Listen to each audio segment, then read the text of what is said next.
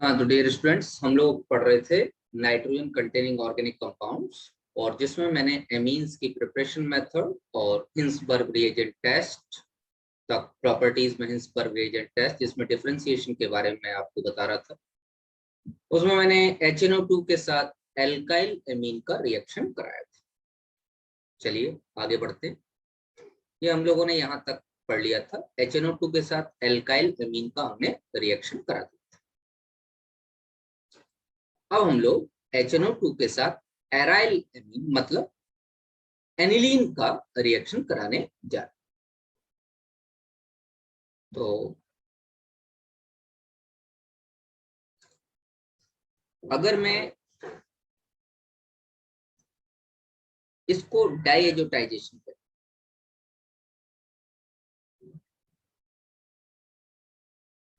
Diazotisation reaction, जिसमें हम क्या काम कराएंगे, एरोमेटिक एमीन के साथ। एरोमेटिक एमीन क्या है, एनिलीन, और इसके साथ हम किसका रिएक्शन कराएंगे, HNO। NaNO2 में HCl मिलाकर फ्रेशली प्रिपेयर्ड HNO2 की 0 to 5 डिग्री सेंटीग्रेड के साथ रिएक्शन कराएंगे, जिसके लिए हम यूज करेंगे आइस, कोल्ड वाटर। इतना टेम्परेचर मेंटेन करने के लिए हम वाटर में बहुत सारी आइस मिला लेंगे, उसमें बीकर रख लेंगे। ठीक है, क्या बन जाएगा, diazonium salt, N double bond N single bond C, benzene diazonium chloride.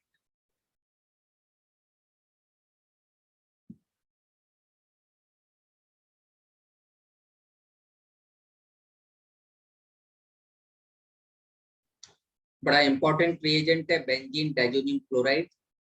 इसकी बहुत सारी रिएक्शंस हम पहले भी पढ़ चुके हैं और मैं आपको याद भी दिलाए दे रहा हूं। वैसे तो मेजोरिटी की इसकी रिएक्शन हम पहले ही पढ़ चुके हैं अलग अलग एरोमेटिक कंपाउंड्स में।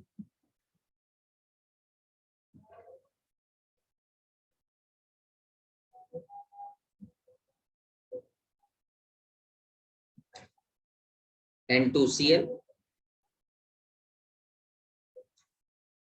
अगर इसकी रिएक्शन आप H3PO2 के साथ कराएं तो ये C6H6 बेंजीन दे देगा और H3PO3 में कन्वर्ट हो जाएगा। अगर आप इसकी रिएक्शन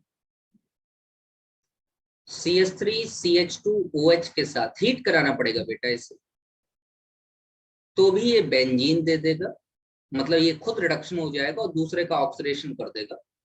सॉरी,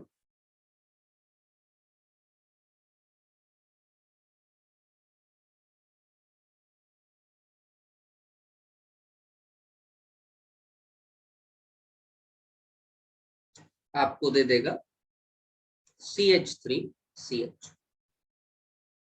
अगर इसका रिएक्शन हम वाटर के साथ इसको बॉईल कराएं तो ये C6H5OH दे देगा। अगर इसकी, आपको याद आ रही होंगी ये सारी रिएक्शन हम कर चुके, CuCl HCl के साथ कराएं तो C6H5Cl दे देगा। अगर इसकी रिएक्शन CuBr HBr के साथ कराएं तो ये C6H5Br दे देगा। और ये दोनों रिएक्शंस सैंड मायर्स रिएक्शन कहलाए। सिमिलर मैनर में इसकी और भी रिएक्शंस होती थी। अगर मैं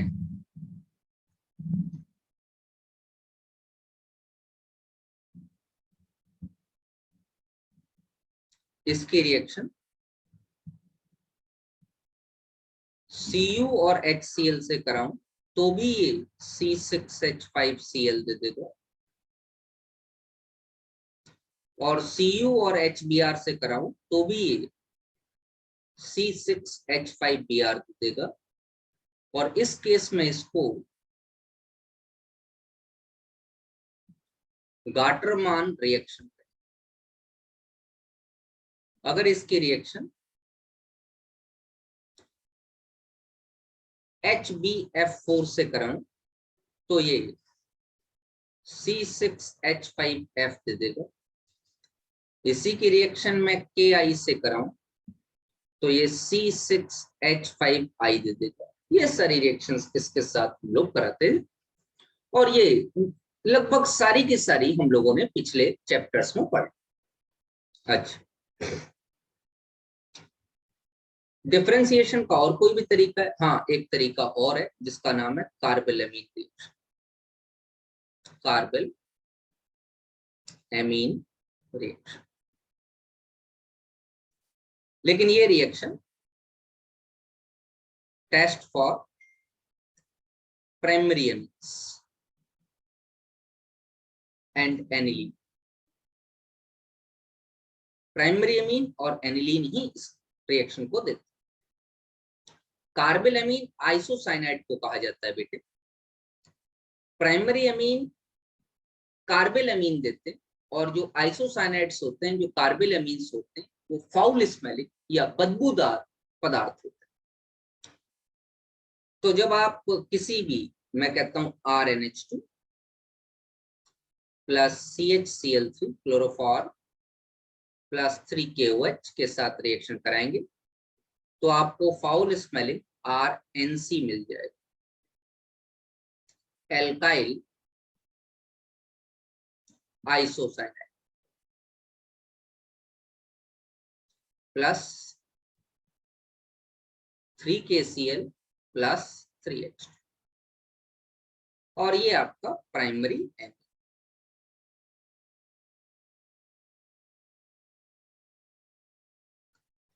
एरोमेटिक एमीन मतलब एनिलीन भी इस रिएक्शन को दे देगा।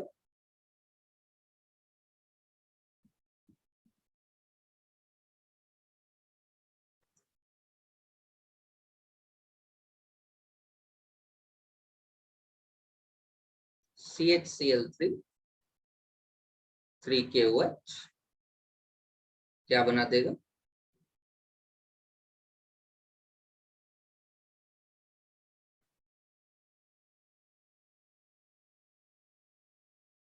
फिनाइल आइसोसाइनाइड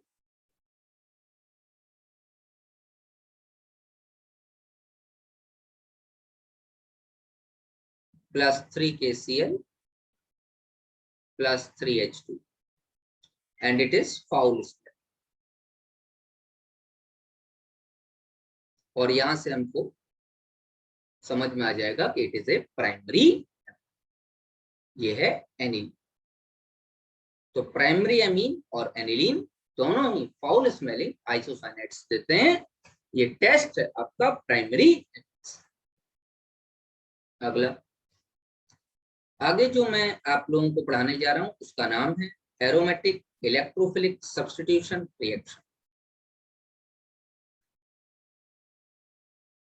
एरोमेटिक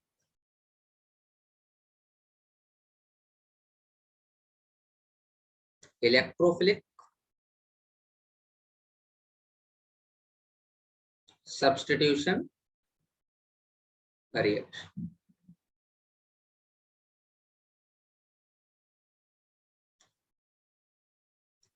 सबसे पहले ब्रोमिनेशन।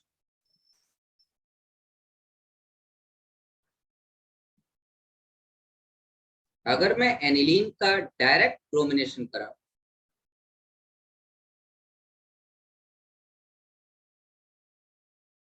तो रिएक्शन कुछ इस तरीके से हो जाती है। एनिलीन एक हाईली एक्टिवेटिंग ग्रुप है और उसकी तीनों पोजीशंस से Br लग जाता है, और ये बन जाता है बच्चों 2,4,6 ट्राई ब्रोमो एनिलीन। अब अगर मुझे ऑर्थो और पैरा प्रोडक्ट बनाने हो तो इस एक्टिवेटिंग ग्रुप को डिक्रीज करना पड़ेगा। कहने का मतलब इसके एक्टिवेशन को डिक्रीज करना पड़ेगा। तो सबसे पहले क्या काम करूंगा, मैं एनिलीन का एसिटाइलेशन कराऊंगा एसिटाइल क्लोराइड के साथ CH3COCl। एसिटाइलेशन हो जाएगा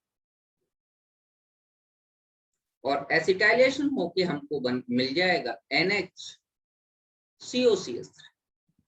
अब COCH3 डीएक्टिवेटिंग, तो वो NH से भी इलेक्ट्रॉन खींचेगा। मतलब NH2 जितना एक्टिवेटिंग था उतना नहीं रहा। क्या ग्रुप अभी भी एक्टिवेटिंग है? हाँ, ग्रुप तो अभी भी एक्टिवेटिंग है। क्यों? क्योंकि नाइट्रोजन पे लोन पेयर अवेलेबल, लेकिन वो लोन पेयर सिर्फ रिंग में कॉन्जुगेशन में पार्ट कर रहा है ऐसी बात नहीं, इस CO के साथ भी तो CO खींच भी रहा है। तो एक्टिवेशन डिक्रीज ऑन एसिटाइलेशन। तो ये वाला जो स्टेप है ये है एसिटाइलेशन। अब अगर इसकी मैं Br2 के साथ रिएक्शन कराऊं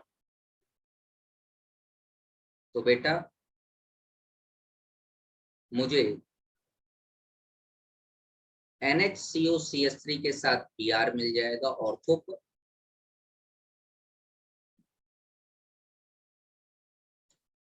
और NHCOCH3 के साथ Br मिल जाएगा पैरा। अब क्या करें? कुछ नहीं, हाइड्रोलिसिस करा दो। एमाइड्स बन चुके हैं, हाइड्रोलाइज होके एमीन्स दे देंगे और एसिड बाहर निकल जाएगा। बिल्कुल, क्या बन जाएगा? NH2 Br plus NH2 Br। तो ऑर्थो और पैरा प्रोडक्ट हमको डायरेक्टली नहीं मिलेंगे। क्यों नहीं मिलेंगे? क्योंकि NH2 हाईली एक्टिवेटिंग ग्रुप है। चलिए, number second is nitration.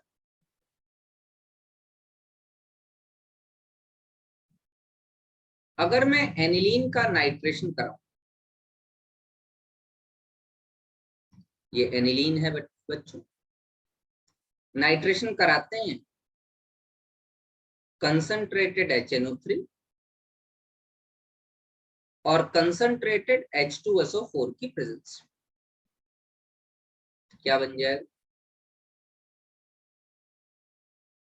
Tanveer, क्या कर रहे हो बेटे?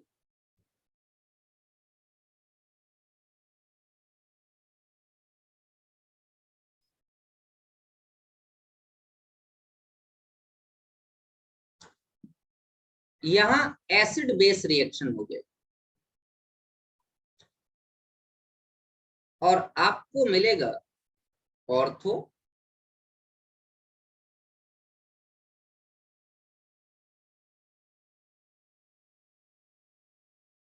Meta as well as पैराफो।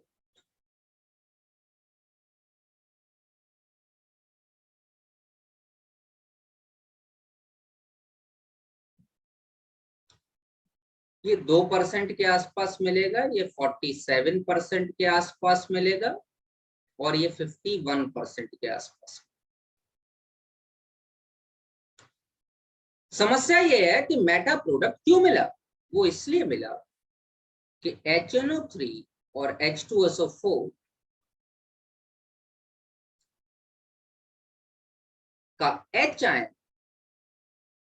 NH3 positive बना दिया।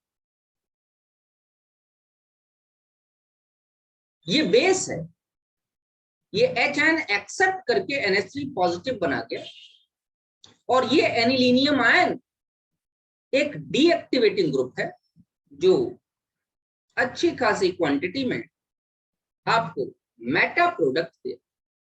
क्या करें? एक्टिवेशन डिक्रीज करो, नाइट्रोजन के लोन पेयर को भागने मत एसिड के साथ। एक ही तरीका, एसिटाइलेशन करो। चलिए,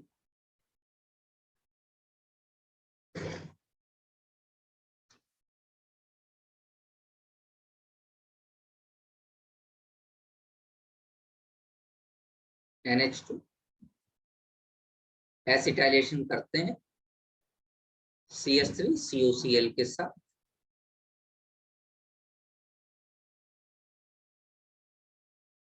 बन जाएगा NHCOC3।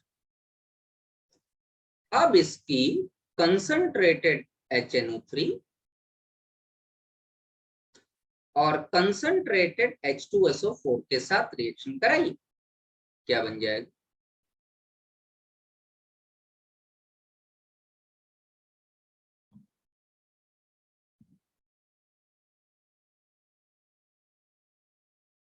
ऑर्थो और para products.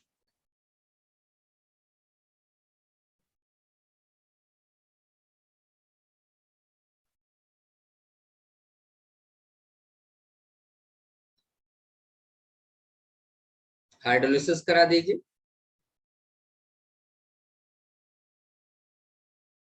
you will get ortho and para nitroaniline,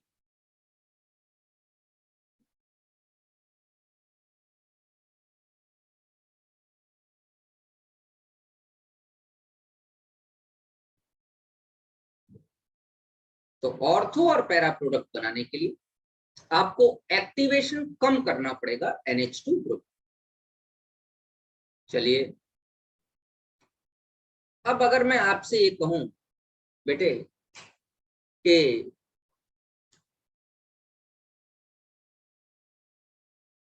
sulphonation करा लो, चलो मैं यहां पर सल्फोनेशन करा,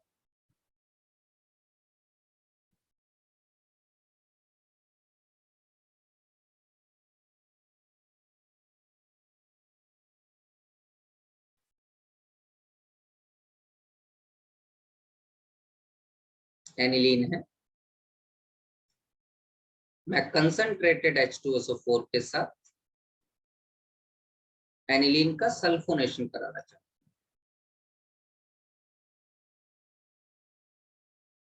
ये प्रोडक्ट मिल जाएगा जो कि एक ज्विटर आयन कॉम्प्लेक्स में कन्वर्ट हो जाए। बायोलॉजी में आपने ज्विटर आयन पढ़ा होगा,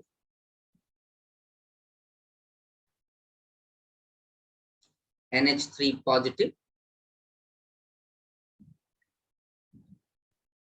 और यहां बन जाएगा SO3 नेगेटिव। इसको ज्विटर आयन, ज्विटर,